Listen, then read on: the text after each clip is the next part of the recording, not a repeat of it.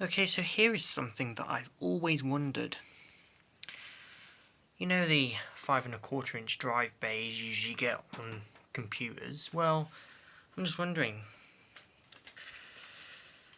Remember the Nintendo Wii?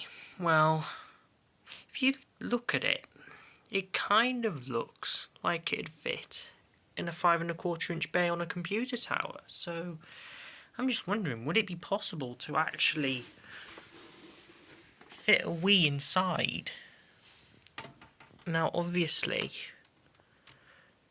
it's probably going to... Actually, no, I don't think so, because... For starters, you'd need to remove all the casing on the Wii, because even though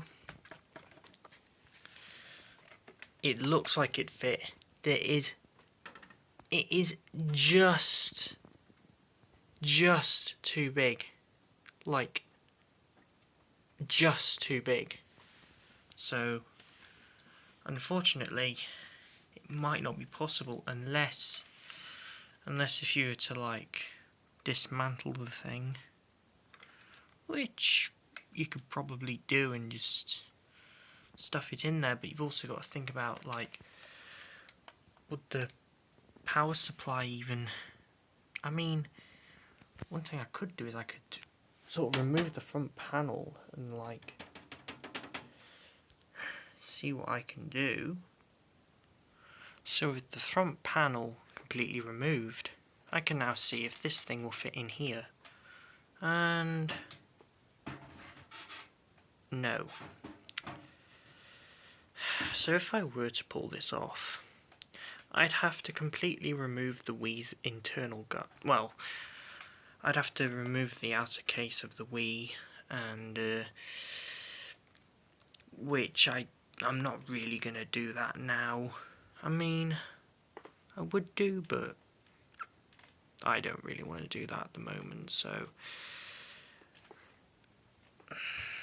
I guess the video ends here. I mean, at least I know that I have plenty of drive bays. So, for example, like, I could have a 3.5-inch floppy drive here, which I do want to get at some point. I'm still looking for one.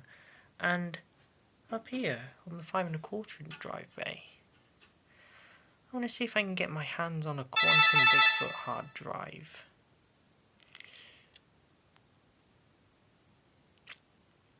Man, Motorola, please block notifications while I'm recording a video.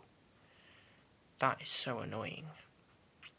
But as I was saying, I want to track down a Quantum Bigfoot hard drive, because those things are amazing.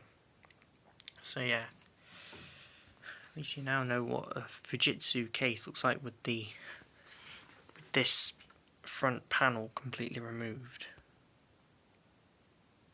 I mean, yeah.